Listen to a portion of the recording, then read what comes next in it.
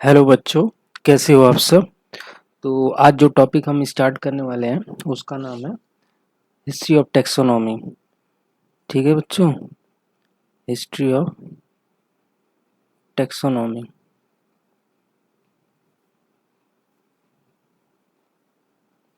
देखो बच्चों, जो टैक्सोनॉमिक हिस्ट्री है वो 3 पार्ट में डिवाइडेड है।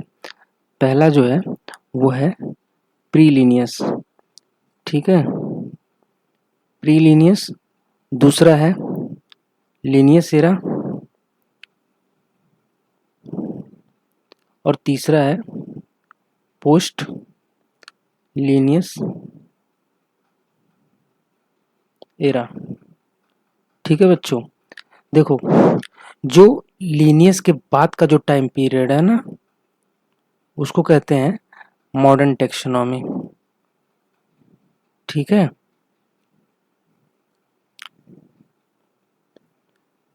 तो मॉडर्न टेक्सोनॉमी का स्टार्टिंग कहाँ से है? लीनियस एरा से। तो आइए एक एक करके जो है तीनों पीरियड को देखते हैं। तो स्टार्ट करते हैं प्री लीनियस पीरियड से।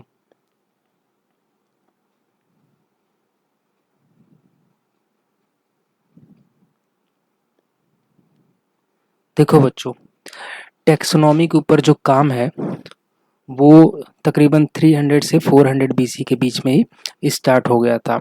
ठीक है, देखो, बट दिक्कत ये थी कि उस टाइम पे, मतलब आज से 300-400 बीसी पहले, ठीक है, उस समय जो है न तो इवोल्यूशन का थ्योरी था, न तो ऑप्टिकल इंस्ट्रूमेंट था, और न ही ऑर्गेनिज्म की फिजियोलॉजी के ऊपर स्टडी था, न ही एनाटॉमी के ऊपर कोई स्टडी थी।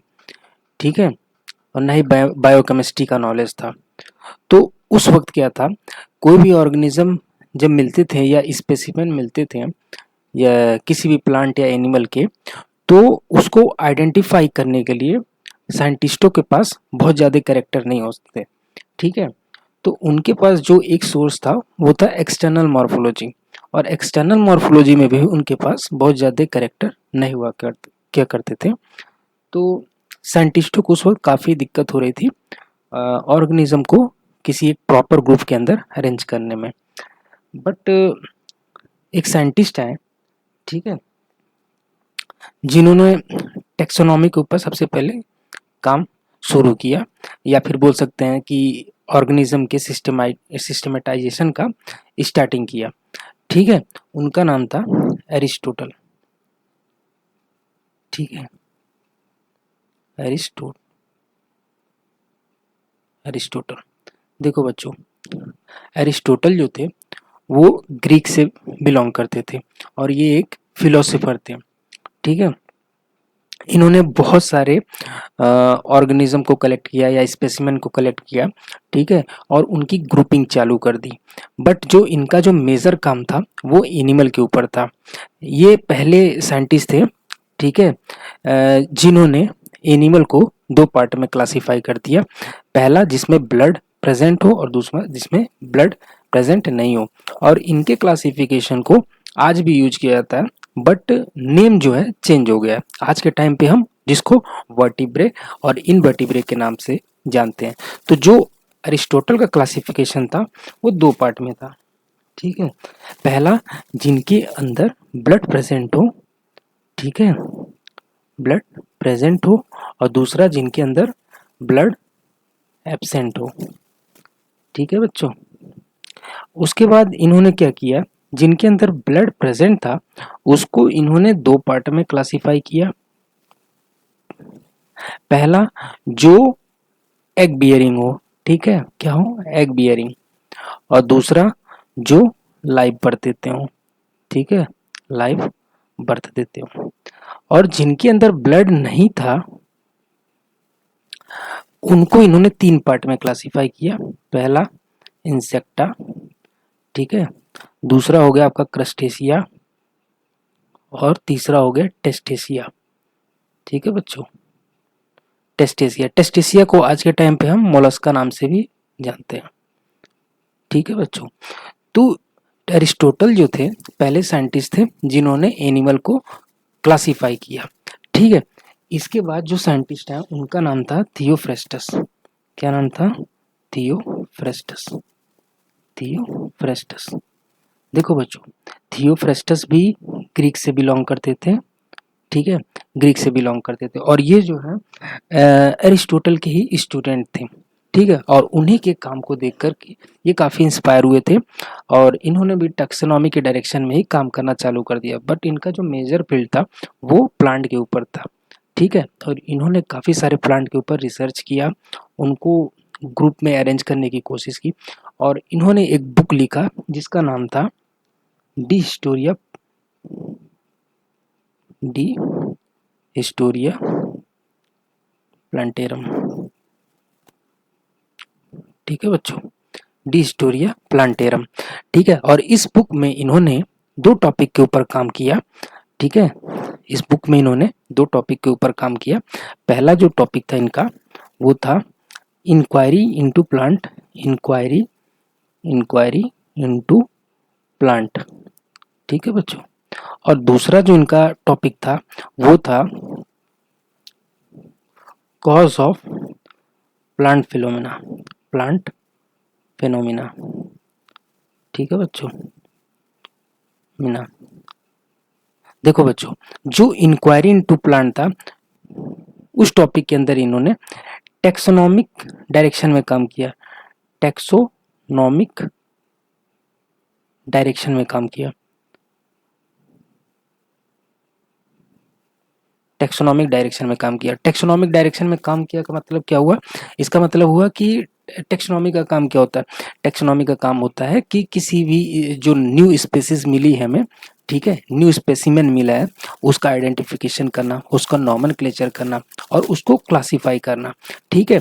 तो इंक्वायरी इनटू प्लांट वाले टॉपिक में इन्होंने क्या किया, प्लांट का एक कैटेगराइजेशन, एक ग्रुपिंग सिस्टम उन्होंने स्टार्ट कर दिया।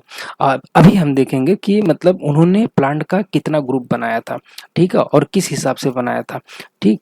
और जो उनका दूसरा टॉपिक था कॉज ऑफ प्लांट फिनोमिना, इसके अंदर इन्होंने फिजियोलॉजी की बात की, प्लांट की फिजियोलॉजी की बात की, ठीक है, प्लांट की फिजियोलॉजी की बात की। और जो फिजियोलॉजी के अंदर इनका जो टॉपिक था वो था स्प्रोटिंग, स्प्रोटिंग, स्प्रोटिंग इन प्लांट, ठीक है। दूसरा जो टॉपिक था वो था जर्मिनेशन ऑफ प्लांट, और तीसरा जो टॉपिक था वो था how the fruiting happen in a plant, चौथा जो टॉपिक था वो था फ्लावरिंग इन प्लांट, ठीक है, पांचवा जो टॉपिक था वो था सेक्सुअल रिप्रोडक्शन इन प्लांट, ठीक है। उसके बाद जो छठवा टॉपिक था इनका वो था effect of climate, effect of climate in plant, और सातवां जो टॉपिक था वो था डिजीज इन प्लांट। और सारे टॉपिकों पे इन्होंने काम किया था, बट ये इनका जो है मेजर टॉपिक था, ठीक है। तो ये हो गया बच्चों थियोफ्रेस्टस की बात, ठीक है। और इन्होंने इंक्वायरी इनटू प्लांट में जो प्लांट का कैटेगराइजेशन किया था वो चार पार्ट में था, और on the basis of habitat, ठीक है, on the basis of habitat, habitat इन्होंने प्लांट को चार पार्ट में क्लासिफाई किया था। पहला था ट्री, दूसरा था श्रब्स, श्रब्स, तीसरा था अंडर श्रब्स, अंडर श्रब्स, चौथा था हर्ब्स, ठीक है बच्चों, ये इनका जो है मेजर कैटेगराइजेशन था। इसके बाद जो साइंटिस्ट हैं वो थे डाई एस्कोराइड्स, डाई एस्कोराइड्स, ठीक है। देखो बच्चों, ये भी जो साइंटिस्ट थे वो ग्रीक के थे, ठीक है, ये भी जो साइंटिस्ट थे ये ग्रीक के थे। ये जो है एरिस्टोटल और थियोफ्रेस्टस दोनों के काम से इंस्पायर थे, ठीक है, और ये जो थे प्रोफेशन से ये एक डॉक्टर थे ग्रीक आर्मी में, तो ये जॉब के पर्पज से इन्हें पूरे ग्रीक के अंदर इनको ट्रेवल करना रहता था। तो ये जो है इनका भी जो फील्ड था वो बॉटनी का ही था, बट स्पेसिफिकली ये मेडिसिनल प्लांट के ऊपर काम कर रहे थे, और पूरे ग्रीक के अंदर इन्होंने बहुत सारे मेडिसिनल प्लांट को इकट्ठा किया, उनके ऊपर रिसर्च की, और उन्होंने सभी मेडिसिनल प्लांट के बारे में इन्होंने अपनी एक बुक जिसका नाम था डी मटेरिया मेडिका, क्या नाम था? D materia Medica. ठीक है, डी मटेरिया मेडिका। इसके अंदर इन्होंने सभी मेडिसिनल प्लांट के बारे में मेंशन किया, और ये जो बुक है इसके कई सारे एडिशन आए आगे चल करके, और इन्होंने जिन भी मेडिसिनल प्लांट के बारे में मेंशन किया उनका यूज आज भी होता है। ठीक है बच्चों, तो हमने देखा अभी तक जितने भी तीनों साइंटिस्ट थे, तीनों के तीनों ग्रीक से बिलोंग करते थे। ठीक है, और इनका जो काम था वो काफ़ी पावरफुल रहा। ठीक है, टिल द 16th सेंचुरी तक, टिल 16th सेंचुरी तक जितने भी साइंटिस्ट हैं इन्हीं के काम को फॉलो किया। ठीक है, और इन्होंने जो भी रिसर्च किया, ठीक है, इन्हीं तीनों साइंटिस्टों के डायरेक्शन में किया। ठीक, और चूंकि जो है 16th सेंचुरी तक कोई ऑप्टिकल इंस्ट्रूमेंट का डिस्कवरी नहीं था, तो जो रिसर्च थे, ठीक है, वो उसको जो है कोई न्यू डायरेक्शन नहीं मिल रहा था, क्योंकि जितनी भी स्टडी थी सबके सब एक्सटर्नल मॉर्फोलॉजी के बेसिस पे ही थी, क्योंकि उतना अच्छा इंटरनल स्टडी नहीं था ऑर्गेनिज्म के ऊपर। तो इस वक्त जो है कोई एक नया डायरेक्शन इनको नहीं मिला। बट आफ्टर 16th सेंचुरी के बाद क्या हुआ? ठीक है, आफ्टर 16th सेंचुरी के बाद क्या हुआ? 16th सेंचुरी के बाद क्या हुआ? क्योंकि अभी तक जो है ऑप्टिकल इंस्ट्रूमेंट जो है डिस्कवर हो चुके थे, तो क्या होता था, एक्सटर्नल मॉर्फोलॉजी के साथ साथ स्पेसिमेन का इंटरनल स्ट्रक्चर की भी स्टडी चालू हो गई। ठीक है, थोड़ा बहुत बायोकेमिस्ट्री का भी नॉलेज हो गया, थोड़ा बहुत जेनेटिक्स का भी नॉलेज होने लगा, इन लोग को जीन लेवल पे भी स्टडी चालू हो गई। ठीक है, और बाकी प्लांट और एनिमल की फिजियोलॉजी, एनाटॉमी, इन सब की भी स्टडी थोड़ी थोड़ी चालू हो गई उस वक्त। ठीक है, तो ये टेक्सोनॉमी की रिसर्च में थोड़ा सा काम और आगे बढ़ गया, और दो साइंटिस्ट आए जिनका नाम था, पहले जो साइंटिस्ट थे उनका नाम था बाउइन। ठीक है बच्चों, बाउइन, इनको बोलते हैं बाउइन ब्रदर। ये एक्चुअली दो भाई थे जिनका नाम था जीन और गैस्पर्ड। ठीक है, और जो जीन थे उनके जो फादर थे वो एक एनाटॉमिस्ट थे, तो जो जीन थे इन्हें जो है एनाटॉमी का भी नॉलेज था, क्योंकि ये अपने फादर से सीखते रहते थे। ठीक है, और दूसरा इनके जो भाई ब्रदर थे वो थे बॉटनिस्ट, तो इनके पास बॉटनी का भी नॉलेज था, बट आगे चल के इनका ज़्यादा इंटरेस्ट जो है बॉटनी की तरफ गया, और इन्होंने बॉटनी में ही रिसर्च अपनी चालू कर दी। ठीक है, और इन्होंने जो है एक पॉइंट रिकॉग्नाइज किया। ठीक है, उस एज में, ठीक है, उस एरा में साइंटिस्टों का जो मेजर प्रॉब्लम था वो स्पेसिमेन के कम्युनिकेशन में होता था, क्योंकि उस वक्त जो है कोई एक स्टैंडर्ड नेमिंग सिस्टम नहीं था। ठीक, तो जो दो डिफरेंट रीजन के जो साइंटिस्ट थे, ठीक है, वो कोई भी नया स्पेसिमेन डिस्कवर होता था तो उसको जो है एक कॉमन नेम से जो है उसको रिप्रेजेंट करते थे, तो जैसे रीजन बदलता था तो कॉमन नेम भी बदल जाता था, तो इसकी वजह से कम्युनिकेशन में काफ़ी ज़्यादा दिक्कत आ रही थी, जिस वजह से साइंटिस्टों को डिक्शनरी का यूज करना पड़ता था। तो ये सब प्रॉब्लम को नोटिस करने के बाद बोवेन ने इसी डायरेक्शन में काम अपना चालू कर दिया, और उन्होंने एक चीज़ मेंशन की। ठीक है, उनका जो मेजर वर्क रहा वो जीनस लेवल और स्पेसीज लेवल पे रहा, और उन्होंने एक स्टेटमेंट दिया। वो स्टेटमेंट क्या था कि जो जीनस एंड स्पेसीज लेवल है वो मेजर टेक्सोनॉमिक लेवल है, टेक्सोनॉमिक लेवल है। ऐसा इन्होंने क्यों कहा? क्योंकि जो जीनस और स्पेसीज लेवल होता है वहाँ पे जब हम किसी ऑर्गेनिज्म का आइडेंटिफिकेशन करते हैं और उसके जीनस और स्पेसीज लेवल में पहुँच जाते हैं, तो क्या होता है कि ऑर्गेनिज्म की जो सिमिलैरिटी है वो बहुत ज़्यादा बढ़ जाती है, और वेरिएशन जो होता है ना वो बहुत कम हो जाता है। और ख़ास करके जब हम स्पेसीज लेवल पे चले जाते हैं तो जो ऑर्गेनिज्म है उसका सिमिलैरिटी मैक्सिमम हो जाता है, और जो वेरिएशन है वो एकदम ख़त्म हो जाता है। ठीक है, और यूँ कहें कि हम एक लिमिट पे पहुँच जाते हैं। ठीक है, हमारा रिसर्च वहीं एंड हो जाता है, आइडेंटिफिकेशन का प्रोसेस जो है वहीं एंड हो जाता है जब हम स्पेसीज लेवल पे चले जाते हैं। तो ये ख्याल जो है सबसे पहले किसी साइंटिस्ट के दिमाग में आया, वो थे बोवेन। ठीक है, और जो लीनियस थे इन्हीं के काम से इंस्पायर होकर के टेक्सोनॉमी के डायरेक्शन में काम करना चालू किया। ठीक है। और बहुमीन को एक जो जीनस है जिसका नाम है बहुनिया, ठीक है, बहुनिया। ये जो जीनस का नाम है ये लिनियस ने दिया था बोविन ब्रदर के नाम पे, एज अ ऑनर उनको दिया था, ठीक है, क्योंकि वो उनके काम से काफी इंस्पायर थे, ठीक।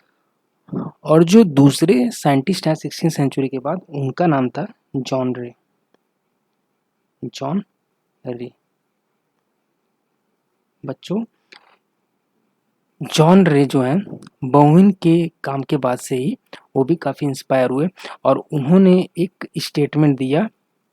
उनका जो ज़्यादा फेमस जो स्टेटमेंट है वो ये है कि उन्होंने कहा स्पेसीज जो होती है, स्पेसीज अल्टीमेट यूनिट है, अल्टीमेट यूनिट है टेक्सोनॉमी का, टेक्सोनॉमी का। एक मिनट बच्चों, गलत हो गया स्टेटमेंट।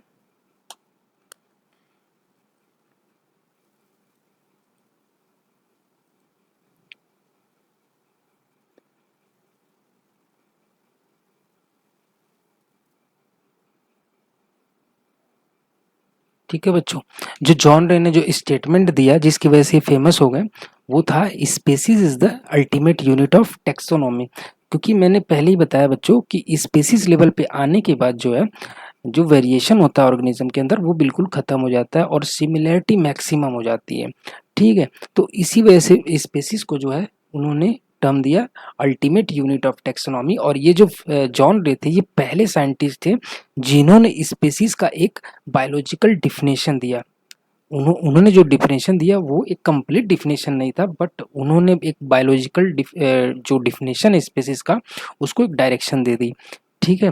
उन्होंने ये कहा था, उनका जो स्टेटमेंट था वो ये था कि दो प्लांट, ठीक है, दो डिफरेंट नहीं, दो सिमिलर प्लांट जो हैं, अगर सेम सीड से जर्मिनेट हुए हैं, ठीक है, सेम सीड का मतलब बिल्कुल आइडेंटिकल सीड से अगर जर्मिनेट हो, दो हो चाहे चार हो चाहे 10 हो, जितने भी हो, ठीक है, अगर सेम आइडेंटिकल सीड से वो जर्मिनेट हुए हैं, ठीक है, तो वो 100% सेम स्पेसीज के हैं।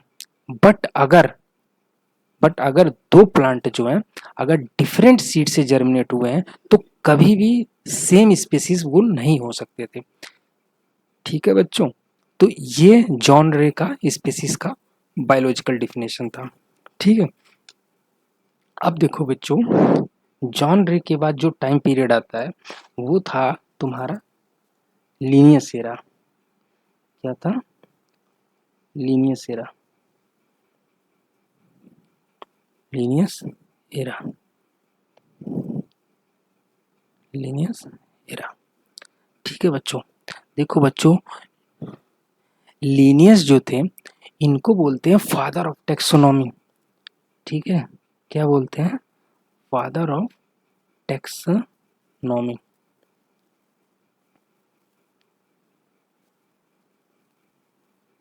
फादर ऑफ टेक्सोनॉमी, ठीक है बच्चों। इनको फादर ऑफ टेक्सोनॉमी इसलिए कहा जाता है क्योंकि ये पहले साइंटिस्ट थे जिन्होंने टॉक्सोनॉमी की दुनिया में एक रिवॉल्यूशन लाया, ठीक है। एक प्रॉपर जो सिस्टम है टेक्सोनॉमी का, वो किसने डेवलप किया था? वो लीनियस ने डेवलप किया था, इसीलिए उनको फादर ऑफ टेक्सोनॉमी। क्योंकि अभी तक जितने भी साइंटिस्ट थे उनका जो काम था बिल्कुल भी कंप्लीट नहीं था, न तो उनका आइडेंटिफिकेशन कंप्लीट था, न तो नॉमेनक्लेचर कंप्लीट था, और न ही क्लासिफिकेशन कंप्लीट था। अभी तक के जितने भी साइंटिस्ट हैं उन्होंने कोई भी एक प्रॉपर सिस्टम नहीं दिया था जिसको वर्ल्ड वाइड फॉलो किया जा सके। लेकिन लीनियस जो थे वो पहले साइंटिस्ट थे जिन्होंने दोनों लेवल पे काम किया, ठीक है। एक नॉमेनक्लेचर लेवल पे काम तो उन्होंने तीनों लेवल पे किया, आइडेंटिफिकेशन, नॉमेनक्लेचर और क्लासिफिकेशन। बट जिस काम की वजह से वो फेमस हुए, ठीक है, वो था पहला नॉमेनक्लेचर लेवल पर, और दूसरा था क्लासिफिकेशन लेवल पर। नॉमेनक्लेचर के अंडर में, ठीक है, उन्होंने बायनोमियल सिस्टम दिया। बाइनोमियल सिस्टम दिया। ठीक है, बाइनोमियल सिस्टम का मतलब हुआ कि उन्होंने एक स्टैंडर्ड सिस्टम बनाया। ठीक है, ऑर्गेनिज्म का जब आइडेंटिफिकेशन हो जाता है उसके बाद उसको एक लेवल या नेम देने के लिए, ठीक है, ताकि उसको बायोडाइवर्सिटी के अंदर आइडेंटिफाई किया जा सके, उसके लिए इन्होंने एक बाइनोमियल सिस्टम का इन्वेंशन किया।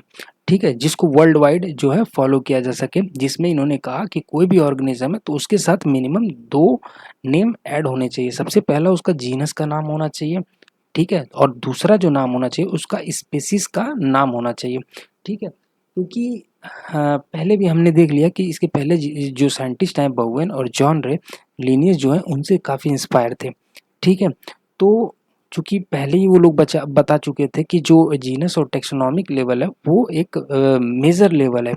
ठीक है, मेजर लेवल है टैक्सोनॉमिक हियरार्की का। ठीक है, क्योंकि यहाँ पे सिमिलरिटी काफ़ी ज़्यादा होती है, तो एटलीस्ट ये 2 नाम जो है मेंशन करना जरूरी है। ठीक है, तो सबसे पहला उनका जो मेजर काम था जिसकी वजह से उन्हें जाना जाता है वो बाइनोमियल नोमेनक्लेचर या बाइनोमियल सिस्टम। ठीक है, इसको ट्राइवियल सिस्टम भी बोलते हैं। ठीक है, बट मोस्ट कॉमनली जो है बाइनोमियल नोमेनक्लेचर या बाइनोमियल सिस्टम ही बोलते हैं। ठीक है, और जो दूसरा लेवल था क्लासिफिकेशन, उसमें इन्होंने क्या किया, टेक्सोनॉमिक हियरार्की दिया।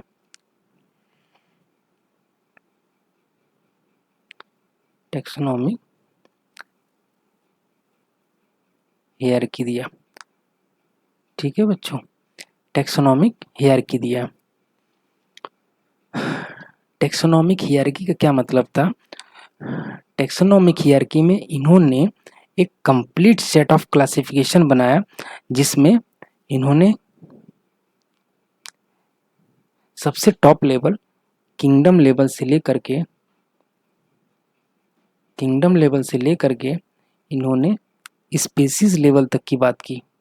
ठीक है, स्पीसीज लेवल तक की बात की। ठीक, जैसे हम किंगडम से स्पीसीज की तरफ डायरेक्शन में बढ़ते हैं तो क्या होता है कि किंगडम लेवल पे जो है ऑर्गेनिज्म के अंदर वेरिएशन सबसे ज़्यादा होता है। ठीक है, वेरिएशन जो होता है वो सबसे ज़्यादा होता है।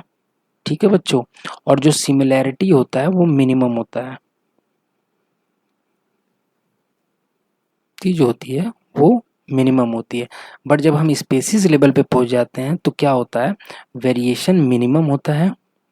ठीक है, वेरिएशन जो होता है वो मिनिमम हो जाता है, और ऑर्गेनिज्म की जो सिमिलैरिटी होती है वो मैक्सिमम हो जाती है। ठीक है बच्चों, तो ये था उनका हियरार्की सिस्टम। उन्होंने किंगडम से लेकर के स्पेसीज तक की बात की। ठीक है, तो यही वजह था, ये जो 2 लेवल पे इन्होंने काम किया वो एक फाउंडेशन डेवलप किया टैक्सोनॉमी का, और आगे आने वाले साइंटिस्टों के लिए रिसर्च वर्क में काफ़ी फास्ट वर्क होने लगा। ठीक है, इसी वजह से इनको फादर ऑफ टैक्सोनॉमी बोला जाता था। इन्होंने आगे के साइंटिस्टों को एक प्रॉपर डायरेक्शन दे दिया। ठीक है, और इन्होंने जो भी काम किया, बाइनोमियल सिस्टम हो गया या टैक्सोनॉमिक हियरार्की हो गई, उसको रिप्लेस आज तक किसी ने साइंटिस्ट ने नहीं कर पाए। ठीक है, आज भी इन्हीं के सिस्टम को फॉलो किया जाता है। ठीक, इन्होंने जो है इनका इनका जो टाइम पीरियड था इनका जो टाइम पीरियड था ठीक है, मैं मिस कर गया। इनका जो टाइम पीरियड था वो 1707 से लेकर के 1778 तक का था। ठीक है, और इन्होंने उन्होंने 2 बुक भी लिखी थी। एक था स्पेसिस प्लांटेरम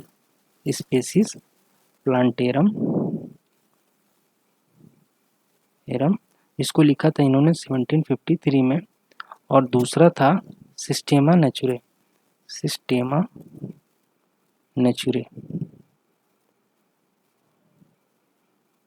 जिसको इन्होंने लिखा था 1758 में। देखो बच्चों, जो स्पेसिस प्लांटेरम था उसमें इन्होंने बात की थी प्लांट के ऊपर, और जो सिस्टेमा नेचुरा था उसमें इन्होंने मेंशन किया था एनिमल के बारे में, एनिमल की स्पेसिस के ऊपर इन्होंने उसमें मेंशन किया था। ठीक है, तो ये जो 2 उनकी मेजर बुक थी। अब देखो बच्चों, जो लीनियस का जो काम था वो इतना पावरफुल और इतना अच्छा था कि पूरे वर्ल्ड में तो इसको फॉलो किया जा रहा था। बट इनके जो मेजर क्रिटिसाइजर थे वो थे फ्रांस के साइंटिस्ट। ठीक है, फ्रांस के साइंटिस्ट। फ्रांस के 4 ऐसे साइंटिस्ट थे जिन्होंने इनके वर्क को टोटली क्रिसिटाइज किया। ठीक है,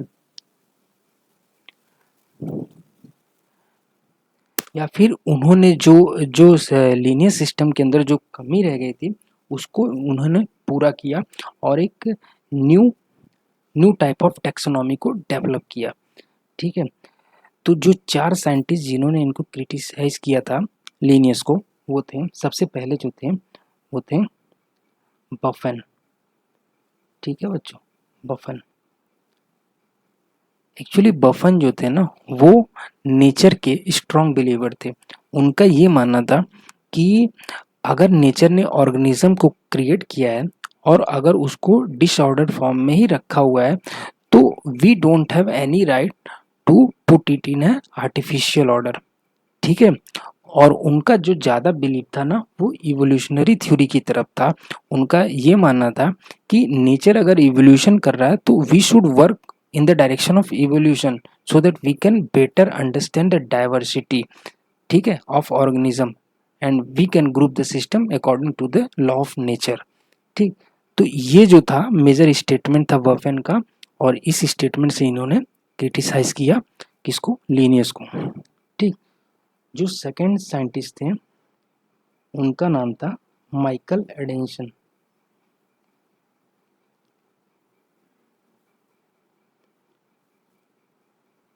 माइकल एडेंसन का ये कहना था कि जो लीनियस का सिस्टम है या लीनियस से जो पहले के जितने सिस्टम है उसमें क्या होता था कि कुछ कैरेक्टर को ज़्यादा इम्पोर्टेंस मिलता था और कुछ कैरेक्टर को लेस इम्पोर्टेंस मिलता था। बट इनका मानना था कि अगर आप किसी ऑर्गेनिज्म का आइडेंटिफिकेशन कर रहे हैं तो आइडेंटिफिकेशन करने के लिए आपको जितने भी कैरेक्टर नोन है सबको इक्वली इम्पोर्टेंस देना चाहिए था।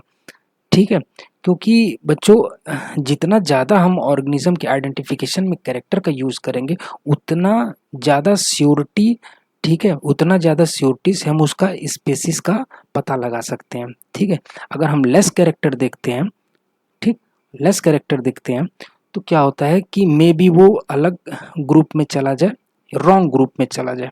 ठीक है, बट हम जब ज़्यादा कैरेक्टर के ऊपर स्टडी करेंगे और सभी कैरेक्टर को इक्वली इम्पोर्टेंस देंगे तो एट द लास्ट जो हमें उसका ग्रुपिंग सिस्टम, ठीक है, उसका जो पर्टिकुलर कैटेगरी मिलेगा वो श्योरिटी रहेगी कि हाँ ये एक राइट ग्रुपिंग सिस्टम के अंदर प्लेस हुआ है। ठीक है बच्चों, तो ये था माइकल एडेंसन का स्टेटमेंट जिससे इन्होंने क्रिटिसाइज किया लीनियस के सिस्टम को। जो तीसरे जो साइंटिस्ट थे उनका नाम था एंटोनी लेवोइजियर। ठीक है बच्चों, एंटोन लेवोइजियर जो थे ना इनका जो मेजर स्टेटमेंट था वो ये था कि इन्होंने जो है आर्टिफिशियल सिस्टम ऑफ क्लासिफिकेशन को शिफ्ट करके नेचुरल सिस्टम ऑफ क्लासिफिकेशन को ज़्यादा प्रायोरिटी दी। ठीक है, उसका मेन वजह ये था कि जो आर्टिफिशियल सिस्टम में था उसमें क्या होता था, जब आइडेंटिफिकेशन होता था तो लेस कैरेक्टर का यूज किया जाता था। ठीक है, और लेस कैरेक्टर का जो डिसएडवांटेज है वो हम लोगों को पता चल चुका है। ठीक है, तो जो नेचुरल सिस्टम था उसमें जो आइडेंटिफिकेशन में जो कैरेक्टर यूज करता था उसका नंबर काफ़ी ज़्यादा हुआ करता था। और दूसरा ये था नेचुरल सिस्टम में कि उसमें जो है इवोल्यूशन के ऊपर ज़्यादा काम हो रहा था नेचुरल सिस्टम में। ठीक है, तो एंटोन लिवेजियर जो है ज़्यादा प्रायोरिटी नेचुरल सिस्टम को दिए और इन्होंने जो आइडेंटिफिकेशन का काम किया स्पेसीज का, ठीक है, उसमें इन्होंने बहुत सारे कैरेक्टर के ऊपर इन्होंने काम किया। और ये जो थे पहले साइंटिस्ट थे जिन्होंने प्लांट को 2 पार्ट में कैटेगराइज किया, पहला मोनोकॉटिलेडनस और दूसरा डाइकॉटिलेडनस। ठीक है, तो ये था एंटोन लिवेजियर का स्टेटमेंट। उसके बाद जो चौथे साइंटिस्ट थे उनका नाम था लेमार्क। चूंकि लेमार्क जो थे वो इवोल्यूशनरी थ्योरी के ऊपर काम कर रहे थे तो इनका जो मेजर डायरेक्शन था वो इवोल्यूशन की तरफ था और ये जो है बिल्कुल लिनियस के काम को सपोर्ट नहीं कर रहे थे। ठीक है बच्चों। तो देखो बच्चों, ये जो फ्रांस के जो 4 साइंटिस्ट हैं, इनका जो काम था वो टोटली जो है, इनका जो आइडेंटिफिकेशन का काम था वो एक्सटर्नल मॉर्फोलॉजी से लेकर के इंटरनल मॉर्फोलॉजी तक का था। ठीक है, मतलब कि बाहर के कैरेक्टर तो ये आइडेंटिफाई कर ही रहे थे, साथ में ये जो है प्लांट या एनिमल हो गए, उनके फिजियोलॉजी के ऊपर भी काम कर रहे थे, उनके बायोकेमिस्ट्री के ऊपर भी काम कर रहे थे, एनाटॉमी लेवल पे भी काम कर रहे थे ये लोग, और इवोल्यूशनरी लेवल पे भी काम हो रहा था। और चूंकि ऑप्टिकल इंस्ट्रूमेंट उस वक्त डेवलप हो चुका था तो टेक्सोनॉमी काफ़ी एडवांस हो चुकी थी, तो इन्होंने एक न्यू लेवल की टेक्सोनॉमी का को डेवलप किया। ठीक है, तो बच्चों यहीं पे हिस्ट्री ऑफ टेक्सोनॉमी एंड होती है। Thank you.